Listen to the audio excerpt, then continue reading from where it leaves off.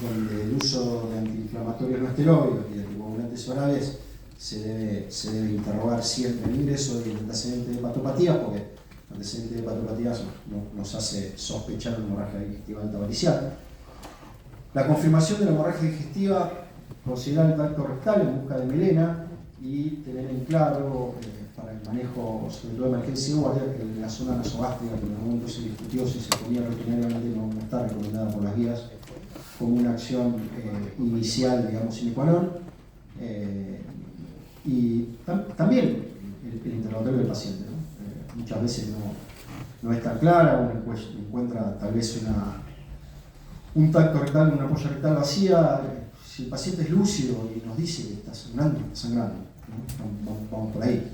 La evaluación hemodinámica, por supuesto, fundamental, nos va a dividir las aguas de acuerdo a cómo vamos a proceder a la emergencia y a la potencial mortalidad del cuadro. Nuevamente, pero ahora desde el punto de vista del examen físico, buscar signos de hepatopatía, sí poner 2 vías periféricas gruesas de entrada, reservar 2 concentrados de glóbulos rojos y hacer un laboratorio con pruebas de coagulación. Medidas de resucitación. Acá hay un punto muy importante en el manejo de la hemorragia digestiva alta, sobre todo cuando el paciente lo recibimos en una guardia, ¿no? Reponer la volemia inicialmente con cristaloides en pacientes con inestabilidad hemodinámica, o sea, la corrección precoz de la hipotensión, es la medida inicial más eficaz para reducir la mortalidad de la hemorragia digestiva alta. O sea, en el tiempo que hacemos la endoscopía y cuando llevamos el gastroenterólogo, lo más importante, lo que más reduce la mortalidad de la hemorragia digestiva alta es la corrección de la inestabilidad hemodinámica. Es un concepto muy importante a la hora de no perder tiempo haciendo cualquier otra cosa que no apunte a esto, ¿no? Por supuesto, vamos a proceder a intubar al paciente si hay una hematemesis básica, activa, si el paciente está encefalopático, disneico, y esta es otra medida inicial, que es inmediatamente al ingreso considerar una persona 80 miligramos en bolo endovenoso. ¿Por qué considerar? Esto cambió en las últimas guías de Maastricht, de la guía europea, en la cual lo que dicen, tanto los europeos como los americanos, es que omeprazol de 80 miligramos en bolo endovenoso ya no es una recomendación tan firme porque no han encontrado tanta evidencia en que tenga un impacto positivo en la evolución del paciente. Sin embargo, me parece que el concepto que hay que llevarlo, que es una medida que no tiene efectos adversos y que debería seguir siendo una medida inicial. ¿Bien? Pero hago esta aclaración porque cambió, esto es una de las cosas que cambió en las últimas guías, de que ya no es una recomendación tan fuerte, sino que son pacientes de los que debemos considerar lo que pasó con los 80 millones de euros en vuelo. ¿Cuándo le transfundimos sangre al paciente que tenemos en la guardia? Bueno, como dijimos, íbamos a pedir un laboratorio y si el paciente no tiene enfermedad coronaria y hemoglobina es menor de 7, al paciente hay que transfundirlo con el objetivo de superar los 7 gramos de hemoglobina y llegar hasta los 9. Pero un paciente con enfermedad coronaria, el objetivo, los parámetros cambian. La idea es que si la hemoglobina es menor de 8, ya hay que transfundirlo y el objetivo es llegar a una hemoglobina superior a 10. Bien, y ahora vamos a hablar de la estratificación de riesgo y acá vamos a empezar a desarrollar un concepto que me parece muy importante, que la verdad es que no se usa tanto en las guardias y tiene que ver con la escorización del paciente al ingreso. La estratificación de riesgo en alto y bajo nos va a definir cuándo hacemos la endoscopía, qué tipo de internación tiene, cuándo le damos el alta al paciente y qué riesgo de resangrado tiene. Y para esto usamos escalas validadas. La escala de Glasgow-Blatchford, que está validada para este propósito, tiene criterios clínicos de laboratorio que vamos a desarrollar y su utilización está recomendada para la estratificación temprana en pacientes de bajo y alto riesgo de sangrado y mortalidad. Así que en lo que tiene que ver con el manejo del paciente en hemorragia digestiva alta, este es uno de los conceptos fundamentales. Como verán, el score de Blatchford, nadie se lo va a acordar de memoria, ¿no? Pero bueno, tenemos acceso a internet, está en todos lados, y una vez que tenemos los parámetros necesarios, realmente optimiza el manejo del paciente, porque es la forma de que los que hacen medicina interna, los cirujanos, hablemos todos el mismo idioma. ¿Bien? Entonces, como verán, tiene parámetros de urea, hemoglobina, presión sistólica y otros que tienen que ver con la taquicardia, melena, síncope, enfermedad hepática o insuficiencia cardíaca. ¿Bien? Entonces, estamos anticipando el score de Blatchford, validado para decir la necesidad de intervención clínica, tiene de 0 a 23 puntos, y fíjense qué importante. Un paciente que uno lo escoriza y tiene 0 a 1 puntos, con ausencia de comorbilidades severas, por supuesto, permite diferir la internación y realizar endoscopía en forma ambulatoria. Lo que sí, el paciente se puede ir de alta si tiene este score de Blayor, por supuesto sin comorbilidades severas, lo cual cambia muchísimo el manejo de la guardia y unifica el concepto y el idioma en el que hablamos. ¿Bien? Porque si uno llama al endoscopista y le dice tengo un paciente con un score de Blayor 12, el endoscopista no te puede decir voy 2 días. ¿Bien?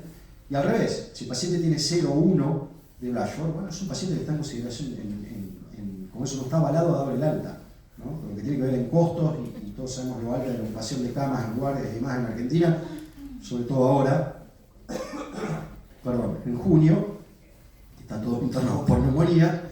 Entonces, bueno, 0,1 de Blayor te habilita a dar el alta. La otra variable es el score de Roca. El score de Roca nos vamos a concentrar fundamentalmente en lo que es posendoscópico, porque esto nos va a permitir, como vamos a ver ahora a continuación, definir qué paciente damos de alta y qué paciente no, después de hacer la endoscopía, ¿no? O cuánto tiempo tiene que permanecer o qué riesgo de mortalidad tiene. Este tiene 0 a 11 puntos y fíjense el pronóstico, ¿no? Menos de 3, menos de 1% de mortalidad, más de 8, tiene más de 41% de mortalidad. O sea, nos da una idea muy acabada del riesgo que tiene el paciente. Acá hay un cuadro donde se ve claramente cómo la mortalidad y el resangrado van de la mano del aumento del score de Roca. Bueno, ¿qué hacemos con el paciente? Llegó, le pusimos el bolo endovenoso, que ya hice acá abajo, el IBP o metrazol endovenoso en bolo.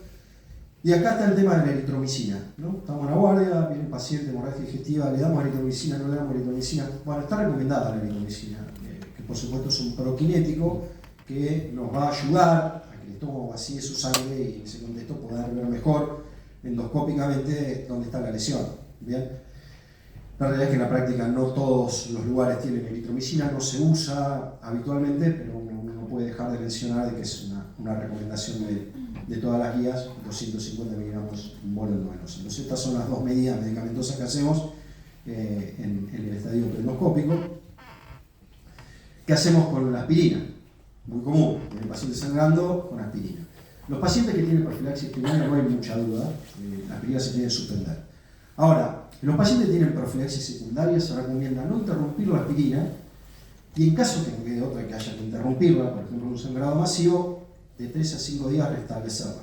Fíjense la diferencia en lo que es la profilaxis primaria y la secundaria, ¿no?